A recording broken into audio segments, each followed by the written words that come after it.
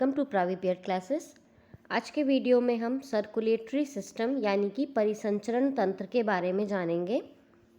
तो जल्दी से मेरे चैनल को सब्सक्राइब कर लें और बेल आइकन को दबाना बिल्कुल भी नहीं भूलें, जिससे कि आपको आने वाले वीडियोस की नोटिफिकेशंस मिल सके।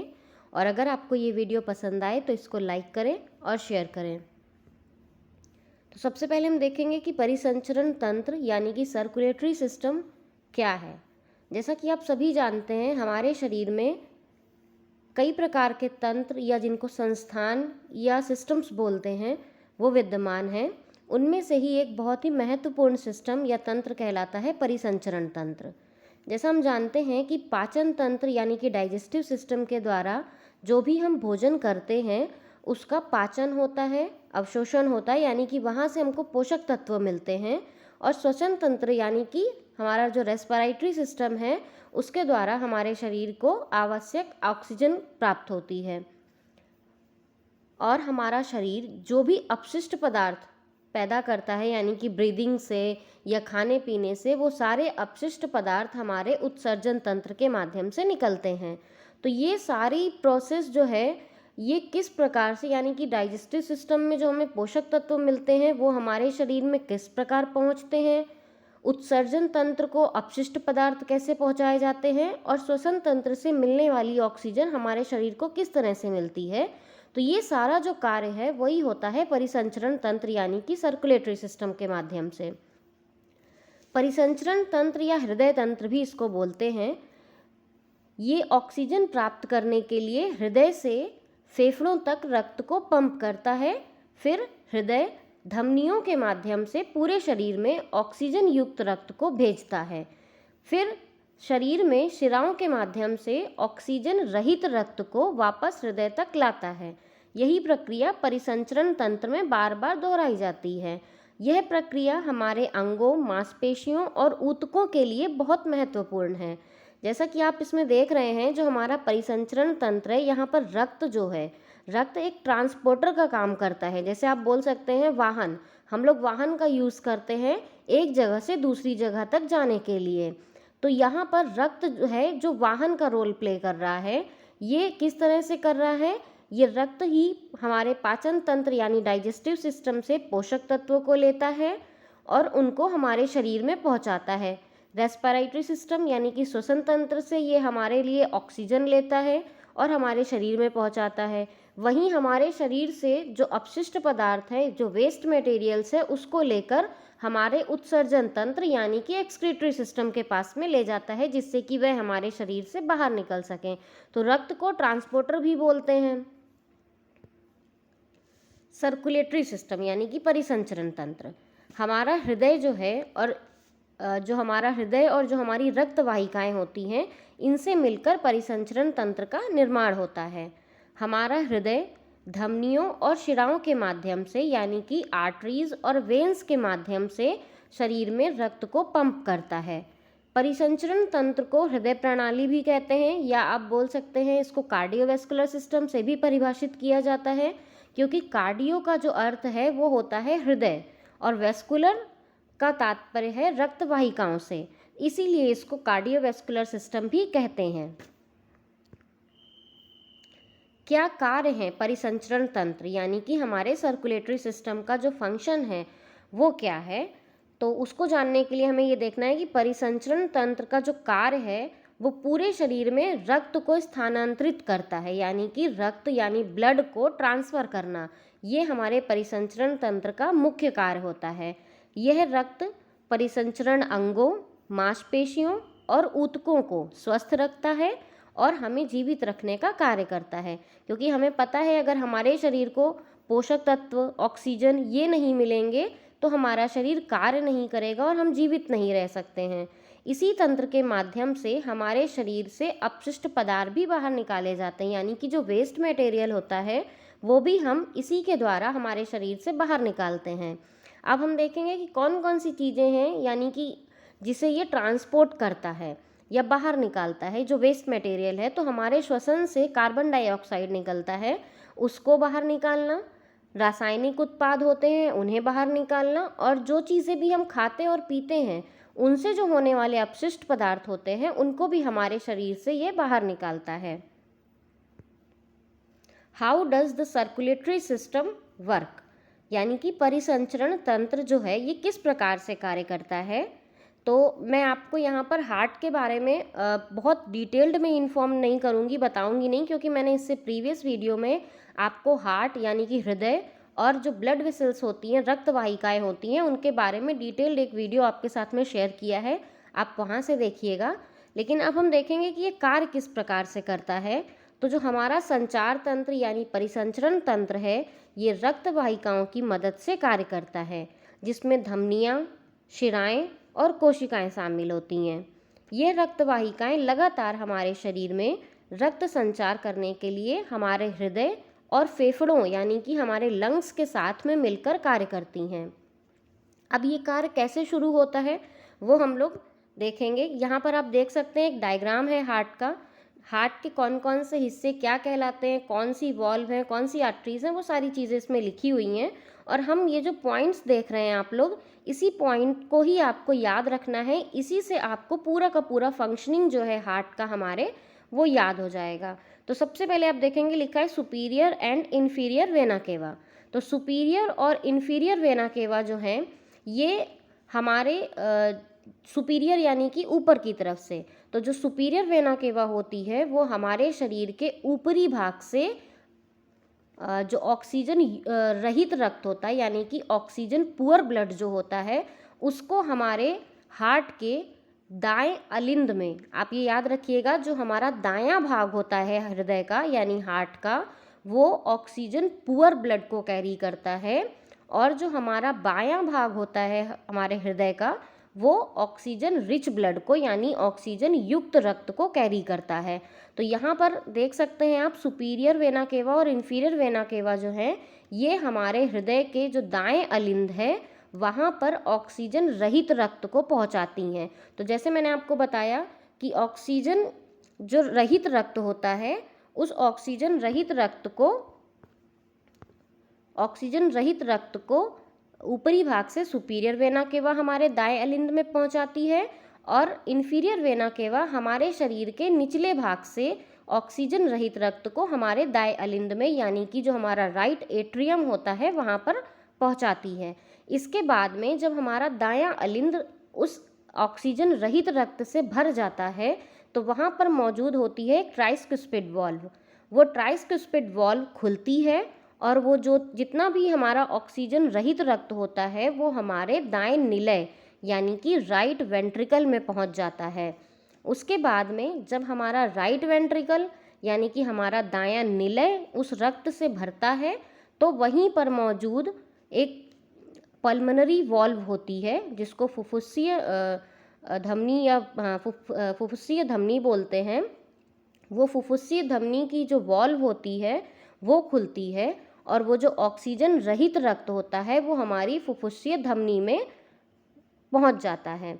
ये फुफ्फुसीय धमनी जो होती है यहाँ पर ही आप देखेंगे, ये चीज़ आप नोट कर लीजिएगा, हमारे शरीर की एकमात्र धमनी है फुफ्फुसीय धमनी जो ऑक्सीजन रहित रक्त को कैरी करती है। ये क्वेश्चंस भी पूछा जाता है कि हमारे शरीर की एकमात्र धमनी जो ऑक्सीजन रहित रक्त को कैरी करती है तो वो है फुफ्फुसीय धमनी। आप ये नोट करते हुए चलें। तो आपने देखा जब पल्मोनरी वॉल्व खुलता है तो वहाँ से ऑक्सीजन रहित रक्त जो है हमारी फुफ्फुसीय धमनी में पहुँच जाता है। उस फुफ्फुसीय धमनी जो होती है वो हमारे आगे जाके दो भागों में विभाजित होती है, दाईं और बाईं, क्योंकि हमारे जो फेफड़े हैं वो दाएं और बाएं तरफ स्थित होते हैं। तो फुफ्फुसीय धमनी दाएं और बाएं भाग में विभाजित होकर हमारे फेफड़ों तक जाती है और वहाँ से जो ऑक्सीजन रहित रक्त होता है उसमें ऑक्सीजन लोड करी जाती है हमारे लंग्स में। अब ये किस प्रकार से होता है ये मैं आपको जब रेस्पिरेटरी सिस्टम यानी कि श्वसन तंत्र के बारे में बताऊंगी तब हम देखेंगे कि ये प्रोसेस कैसे होता है लंग्स में। तो जब लंग्स से ऑक्सीजन हमारे रक्त में मिल जाती है उसके बाद में फुफ्फुसीय जो शिराएं होती हैं यानी कि पल्मोनरी वेन्स जो होती हैं उनके माध्यम से ऑक्सीजन युक्त रक्त, यहाँ पर आप ये देखेंगे कि अभी तक हम ऑक्सीजन रहित यानी ऑक्सीजन पुअर ब्लड को कैरी कर रहे थे। अब क्योंकि फेफड़ों में जाकर उस रक्त में ऑक्सीजन लोड कर दी गई है, तो वो जो रक्त है वो ऑक्सीजन युक्त हो गया है, यानी कि ऑक्सीजन रिच ब्लड हो गया है। तो ऑक्सीजन रिच ब्लड जो है वो फुफ्फुसीय शिराओं के माध्यम से यानी पल्मोनरी वेन्स के माध्यम से हमारे बाएं अलिंद यानी कि लेफ्ट एट्रियम में पहुंचता है। जब बायां अलिंद यानी कि हमारा जो लेफ्ट एट्रियम है वो ऑक्सीजन युक्त रक्त से भर जाता है, तो यहाँ पर बाइस्कुस्पिड वॉल्व होती है। वो बाइस्कुस्पिड वॉल्व खुलती है और जो ऑक्सीजन युक्त रक्त होता है वो हमारे बाएं निलय में पहुँचता है। बाएं निलय में मौजूद हमारी ऑरोटिक वॉल्व खुलती है। यहाँ पर आपने देखा होगा जब हमने दाएं निलय में बात करी थी तो वहाँ पर पल्मोनरी वॉल्व था और यहाँ बाएं हिस्से में ऑरोटिक वॉल्व होती है। ये ऑरोटिक वॉल्व खुलती है और जो ऑक्सीजन युक्त रक्त होता है वो हमारी ऑरोटा यानी कि महाधमनी, आप इसको भी नोट करते हुए चलें, ऑरोटा को महाधमनी कहते हैं। वो हमारी ऑरोटा यानी हमारी महाधमनी में पहुंचता है ऑक्सीजन युक्त रक्त, और महाधमनी से फिर वो आर्टरी और आर्टियोल्स के माध्यम से हमारे पूरे शरीर में पहुंचता है। उसके बाद कैपिलरीज यानी कि जो कोशिकाएं होती हैं, उन कैपिलरीज के माध्यम से वहाँ पर ऑक्सीजन युक्त रक्त और ऑक्सीजन रहित रक्त का आदान प्रदान होता है, यानी कि एक्सचेंज होते हैं वहाँ पर। और यहाँ से ऑक्सीजन रहित रक्त जो होता है वो हमारे वेन्यूल्स और वेन्स के माध्यम से सुपीरियर और इन्फीरियर वेना केवा तक पहुँचाया जाता है। उसके बाद में यह प्रक्रिया पुनः शुरू हो जाती है, यानी कि यही प्रक्रिया जो है ये बार बार दोहराई जाती है हमारे परिसंचरण तंत्र में, और हमारे शरीर को इसी प्रक्रिया के द्वारा पोषक तत्व, हॉर्मोन्स, ऑक्सीजन और वहाँ से वेस्ट मटेरियल को पहुँचाया जाता है उनके गंतव्य तक। तो ये हो गया इसका कार्य करने का तरीका। अब हम देखेंगे कि सर्कुलेटरी सिस्टम यानी कि जो हमारा परिसंचरण तंत्र है उसके भाग कौन कौन से हैं। तो हमारे परिसंचरण तंत्र के जो भाग हैं उनमें से है सबसे पहले हृदय। हृदय जैसे मैंने आपको बताया कि मैंने एक सेपरेट वीडियो आपके साथ में शेयर किया हुआ है, उसका लिंक भी मैं डिस्क्रिप्शन बॉक्स पे आपको दे दूँगी, वहाँ से आप जाकर डिटेल्ड में जान सकते हैं हृदय के बारे में। पर यहाँ पर मैं आपको बता दूँ कि हृदय जो है यह एक मांसपेशीय अंग है जो हमारे पूरे शरीर में रक्त को पंप करता है। फिर है रक्तवाहिकाएं यानी कि ब्लड वेसल्स। तो जो रक्तवाहिकाएं हैं ये हमारी धमनियाँ, शिराएं और कोशिकाएं इनमें शामिल होती है, यानी कि रक्तवाहिकाएं जो हैं वो 3 प्रकार की हैं, धमनियाँ, शिराएं, कोशिकाएं, आर्टरीज, वेन्स और कैपिलरीज, इनसे मिलकर रक्तवाहिकाएं बनती हैं। उसके बाद है रक्त। रक्त जो है यह लाल और सफ़ेद रक्त कोशिकाओं, प्लाज्मा और प्लेटलेट से बनता है। आगे आने वाले वीडियोस में मैं आपके साथ में ब्लड का भी एक सेपरेट वीडियो शेयर करूंगी जिसमें कि आपको ब्लड से रिलेटेड सारी इन्फॉर्मेशन मिल जाएगी। अब हम देखते हैं सर्कुलेटरी सिस्टम के सर्किट्स के बारे में। आपने अगर कॉम्पिटिटिव एग्ज़ाम इससे पहले दिया है या आप बीपीएड या एमपीएड के भी स्टूडेंट हैं तो आपने देखा होगा यह प्रश्न भी आता है कि परिसंचरण तंत्र के कौन कौन से सर्किट हैं, उनके नाम, या तो उस सर्किट का पॉइंट करके आपको दे देंगे और पूछेंगे ये कौन सा सर्किट है। तो आपको उसके लिए ये चीज़ जाननी ज़रूरी है कि हमारे सर्कुलेटरी सिस्टम यानी कि हमारे परिसंचरण तंत्र में मुख्यतः 2 प्रकार के सर्किट होते हैं। इन्हीं सर्किट के माध्यम से रक्त हमारे पूरे शरीर में सतत घूमता रहता है। सबसे पहला जो सर्किट है वो है पल्मोनरी सर्किट यानी कि फुफ्फुसीय सर्किट जिसको बोलते हैं।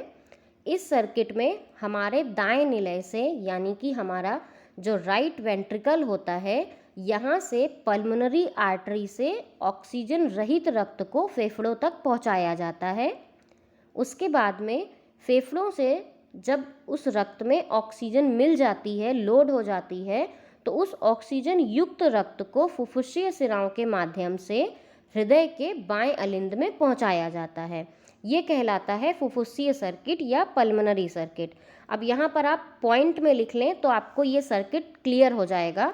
आपको लिखना है सबसे पहले फुफ्फुसीय सर्किट यानी पल्मोनरी सर्किट, उसके बाद में आप लिखेंगे राइट वेंट्रिकल यानी दायां निलय, एक एरो बनाइए, उसके बाद में लिखिए पल्मोनरी वॉल्व भी पहले लिख सकते हैं, या डायरेक्ट आप पल्मोनरी आर्टरी भी लिख सकते हैं, यानी कि फुफ्फुसीय धमनी। फुफ्फुसीय धमनी से रक्त कहाँ जा रहा है? फेफड़ों में, यानी कि लंग्स में। तो यहाँ आप लिखेंगे लंग्स या फेफड़े। उसके बाद में उस रक्त में ऑक्सीजन लोड करी जाती है, और वो जो ऑक्सीजन लोडेड ब्लड होता है, ऑक्सीजन युक्त रक्त होता है, वो फुफ्फुसीय सिराओं के माध्यम से, यानी कि जो हमारी पल्मोनरी वेन्स हैं उनके माध्यम से कहाँ पहुँच रहा है? हमारे हार्ट के लेफ्ट एट्रियम यानी कि बाएं अलिंद में। यही कुछ पॉइंट्स हैं जिनको आप लिख लेंगे तो आपको फुफ्फुसीय सर्किट क्लियर हो जाएगा, और ये याद भी रहेगा। आपको सिर्फ इतना याद रखना है कि हमारे दाएं वेंट्रिकल जहाँ पे हमारा ऑक्सीजन रहित रक्त होता है, वो रक्त जाता है पल्मोनरी आर्टरी से लंग्स में। लंग्स में उसमें ऑक्सीजन लोड करी जाती है, और वो ऑक्सीजन लोडेड ब्लड जो है वो पल्मोनरी वेन्स के द्वारा हमारे हमारे बाएं अलिंद में पहुंचता है। सिर्फ ये चीज़ कहलाती है फुफ्फुसीय सर्किट। अब हम देखेंगे हमारे दूसरे सर्किट जो है सिस्टमिक सर्किट, इसके बारे में कि ये सिस्टमिक सर्किट क्या है और इसमें किस तरह से रक्त को प्रवाह किया जाता है। इस सर्किट में हमारे हृदय के बाएं निलय से, यानी जो हमारा लेफ्ट वेंट्रिकल होता है, यहाँ से ऑक्सीजन युक्त रक्त को, यानी जो oxygen loaded oxygen rich blood होता है, उसको ऑर्टा के माध्यम से पूरे शरीर में प्रवाह करते हैं। वहाँ पर आपने देखा था वो कहाँ से शुरू हो रहा था? वो दाएं निलय से शुरू हो रहा था। लेकिन सिस्टमिक सर्किट में जस्ट ऑपोजिट है, ये बाएं निलय से शुरू हो रहा है। वहाँ पर ऑक्सीजन रहित रक्त की बात की गई थी, यहाँ पर ऑक्सीजन युक्त रक्त है। वहाँ पर पल्मोनरी जो आर्टरी है वो उस पे ब्लड को पहुँचाते हैं, पर यहाँ पर ऑर्टा के माध्यम से पूरे शरीर में रक्त को प्रवाह किया जा रहा है। जब पूरे शरीर में वो रक्त प्रवाह करता है, उसके बाद में उस ऑक्सीजन रहित रक्त को, क्योंकि जब हमारे शरीर में वो रक्त दौड़ता है तो वो ऑक्सीजन को हमारे शरीर में देता है। जब ऑक्सीजन उस रक्त से पूरी तरह बाहर निकल जाती है तो वो ऑक्सीजन रहित रक्त हो जाता है, यानी कि ऑक्सीजन पुअर ब्लड हो जाता है। वो ऑक्सीजन पुअर ब्लड को वेन्यूल्स, वेन्स, इनके माध्यम से सुपीरियर और इन्फीरियर वेना केवा तक पहुंचाया जाता है, और वहां से हमारे दाएं अलिंद में पहुंचाया जाता है। दाएं अलिंद यानी कि हमारा राइट एट्रियम, यह कहलाता है सिस्टमिक सर्किट। तो ये कैसे आपको लिखना है? आप सबसे पहले लिखेंगे लेफ्ट वेंट्रिकल। लेफ्ट वेंट्रिकल के बाद में आप लिखेंगे ऑक्सीजन रिच ब्लड या ऑक्सीजन युक्त रक्त। उसके बाद में आपको लिखना है ऑर्टा, यानी आपकी जो महाधमनी है वो। उसके बाद में आपको लिखना है होल बॉडी। उसके बाद में आपको लिखना है ऑक्सीजन रहित रक्त, वेन्स या वेन्यूल्स भी आप लिख सकते हैं, क्योंकि शिराओं का जो एक छोटा रूप होता है वो वेन्यूल्स कहलाता है। तो वेन्यूल्स, वेन्स और सुपीरियर वेना केवा और इन्फीरियर वेना केवा। उसके बाद में लास्ट में आप लिखेंगे राइट एट्रियम। तो ये जो सर्किट है वो कहलाता है सिस्टमिक सर्किट। यही दो प्रकार के सर्किट आपसे पूछे जाते हैं एग्जाम्स में, और अगर आप इनको ऐसे ही पॉइंट वाइज लिख लेंगे तो आपको बिल्कुल भी परेशानी नहीं होगी इन दोनों के जवाब देने में। क्यों थोड़ा सा ही आपको याद रखना है कि पल्मोनरी सर्किट जो है उसमें पल्मोनरी आर्टरी यूज़ हो रही है, और सिस्टमिक सर्किट में ऑरोटिक जो है हमारी ऑरोटिक आर्टरी या ऑर्टा आर्टरी वो यूज़ हो रही है। तो आप ये याद रखेंगे ना तो आपको दिक्कत नहीं आएगी, क्योंकि पल्मोनरी आर्टरी ही मैंने बताया एक ऐसी आर्टरी है जो ऑक्सीजन रहित रक्त को कैरी करती है। तो यहाँ पर जो प्रोसेस स्टार्ट होता है वो होता है ऑक्सीजन पुअर ब्लड से, और सिस्टमिक सर्किट में जो हमारा सर्किट शुरू होता है वो शुरू होता है हमारे ऑक्सीजन युक्त रक्त, यानी कि हमारे ऑक्सीजन रिच ब्लड के साथ में। ये ख़त्म होता है आपका पल्मोनरी सर्किट, ख़त्म होता है आपका ऑक्सीजन रिच ब्लड के साथ में, लेकिन सिस्टमिक सर्किट ख़त्म होता है हमारा ऑक्सीजन पुअर ब्लड के साथ में। ये दोनों जो सर्किट्स हैं ना वो बिल्कुल अपोजिट हैं, तो इसीलिए कन्फ्यूज़न भी होती है। कभी कभी हम एग्ज़ाम हॉल पे बैठे होते हैं और हम बिल्कुल ब्लैंक हो जाते हैं कि क्या है इसका आंसर। तो आपको थोड़ी सी ज़रूरत है, इसको एक ऐसा करें, आप एक नोट बना लें और इसको अपने वॉल पे लगा लें, और जब आप इसको 10-5 बार देखेंगे ना, आपको ये चीज़ बिल्कुल याद हो जाएगी, बिल्कुल भी आपको परेशानी नहीं होगी इस चीज़ को समझने में। अब हम देखेंगे टाइप्स ऑफ ब्लड वेसल्स, यानी कि जो रक्त वाहिकाएँ होती हैं उनके प्रकार के बारे में। तो जो रक्त वाहिकाएँ हैं ये 3 प्रकार की होती हैं, जैसे मैंने आपको बताया था, धमनियाँ, शिराएँ और कैपिलरीज यानी कोशिकाएँ। सबसे पहले हम देखेंगे धमनियाँ क्या हैं। धमनियाँ ये हमारे शरीर की सबसे जो फुफ्फुसी धमनी अरोटा धमनी है, मैंने आपको बताया था ऑरोटा आर्टरी, तो ये जैसे मैं आपको पहले ही बता चुकी हूँ, ये सबसे बड़ी धमनी होती है हमारे शरीर की, जिसे महाधमनी कहते हैं। धमनियाँ जो हैं वो हमारे शरीर में ऑक्सीजन युक्त रक्त को हृदय से पूरे शरीर में पहुँचाती हैं। धमनियों का क्या कार्य है? हमारे हृदय से ऑक्सीजन युक्त रक्त को लेना और पूरे शरीर में उसको पहुँचाना। पल्मोनरी आर्टरी, आर्टरी में विभाजित होती है छोटी छोटी आर्टरीज में। पल्मोनरी आर्टरी क्या है? जिसमें मैंने आपको बताया था, एकमात्र हमारे शरीर की ऐसी धमनी जो ऑक्सीजन रहित रक्त को कैरी करती है। अब ये जो आर्टरीज होती हैं, जो हमारी महाधमनी है, जैसे ऑरोटा है, ऑरोटा जो है वो पहले आर्टरीज में डिवाइड होती है, यानी महाधमनी धमनी में डिवाइड होती है, विभाजित होती है, और उसके बाद ये धमनी के भी और छोटे रूप, जिसको आर्टरियोल्स बोलते हैं, उनमें विभाजित होकर हमारे जो रक्त है, ऑक्सीजन युक्त रक्त है, उसको हमारे शरीर के हर कोने तक पहुंचाती है। तो यह कार्य होता है धमनियों का। अब है वेन्स, यानी कि शिराएं। ये रक्त वाहिकाएं ऑक्सीजन रहित रक्त को हृदय में लेकर आती हैं, यानी कि जो हमारा ऑक्सीजन पुअर ब्लड होता है उसको कैरी करती हैं शिराएं या वेन्स। ये छोटी छोटी शिराओं यानी कि वेन्यूल से शुरू होकर वेन्स और फिर सुपीरियर और इन्फीरियर वेना केवा के माध्यम से ऑक्सीजन रहित रक्त को हमारे हृदय के दाएं अलिंद तक पहुंचाती हैं। जैसे आपने देखा, आर्टरीज यानी धमनियाँ जो हैं वो ऑक्सीजन रिच ब्लड को कैरी करती हैं, वहीं जो शिराएं होती हैं वो ऑक्सीजन रहित रक्त यानी कि ऑक्सीजन पुअर ब्लड को कैरी करती हैं। और ये वेन्यूल से स्टार्ट होके, यानी जो शिरा है उसके भी छोटे भाग से शुरू होकर सुपीरियर और इन्फीरियर वेना केवा तक पहुंचती हैं, और वहाँ से हमारे ऑक्सीजन रहित रक्त को हमारे हृदय के दाएं अलिंद तक पहुंचाती हैं। अब देखेंगे हम कैपिलरीज क्या है, क्योंकि धमनियाँ ऑक्सीजन युक्त रक्त जो है उसको कैरी करती हैं, शिराएं जो हैं वो ऑक्सीजन रहित रक्त को कैरी करती हैं। तो कैपिलरीज क्या करती हैं? ये रक्त वाहिकाएं छोटी धमनियों और शिराओं को जोड़ती हैं। यहाँ पर ही रक्त में ऑक्सीजन, हार्मोन्स, पोषक तत्व और अपशिष्ट पदार्थ का आदान प्रदान होता है। यानी कि जैसे मैंने आपको बताया था, ये ट्रांसपोर्टेशन का भी काम करती हैं, यानी हमारे शरीर में पोषक तत्व, हार्मोन्स, ऑक्सीजन इनको पहुंचाती भी है, और हमारे शरीर से निकलने वाले जो अपशिष्ट पदार्थ होते हैं उनको कैरी करके उत्सर्जन तंत्र को भी पहुंचाती हैं। तो ये कहाँ पर एक्सचेंज होता है? वो एक्सचेंज होता है कैपिलरीज में। जो कैपिलरीज की दीवारें होती हैं, ये दीवारें ही हैं जो पोषक तत्व, ऑक्सीजन, हार्मोन्स और अपशिष्ट पदार्थों को हमारे रक्त में आदान प्रदान करने में सहायता प्रदान करती हैं।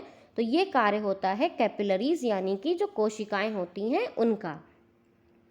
उम्मीद है कि आपको ये वीडियो पसंद आया होगा और आपके लिए ये यूज़फुल हो।